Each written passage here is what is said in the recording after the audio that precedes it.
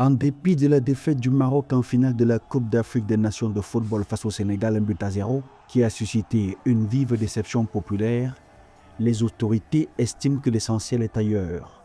Le royaume se félicite d'avoir contribué au rayonnement de l'Afrique et de son football. Une fierté assumée inscrite dans la vision portée par le roi Mohamed VI, visant à positionner le Maroc comme une plateforme africaine de référence pour les grands événements internationaux. Le Maroc reste fier d'avoir offert sur sa terre un mois de joie populaire et d'émotions sportives et d'avoir contribué au rayonnement de l'Afrique et de son football. Cette réussite marocaine est aussi une réussite africaine. Sur le plan économique, le gouvernement dresse un bilan jugé exceptionnel. La CAN 2025 est classée parmi les plus rentables de l'histoire, tant pour la Confédération africaine de football que pour le pays hôte. L'événement a généré un effet multiplicateur de 1,82 sur les revenus et les investissements engagés, contribuant à porter la croissance nationale au-delà de 4,5%.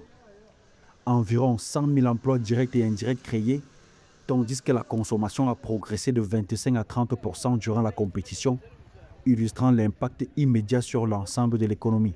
En 24 mois, on a gagné une dizaine d'années de développement en termes d'infrastructures. Donc d'ores et déjà des retombées sur la population. Donc nous sommes très satisfaits des retombées économiques de cette CAN.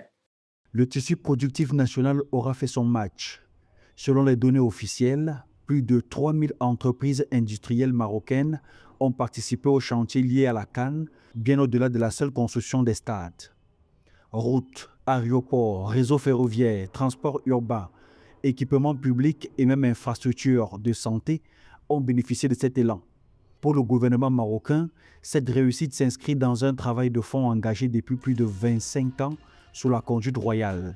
Le Maroc confirme ainsi sa place parmi les nations capables d'accueillir des événements de classe mondiale.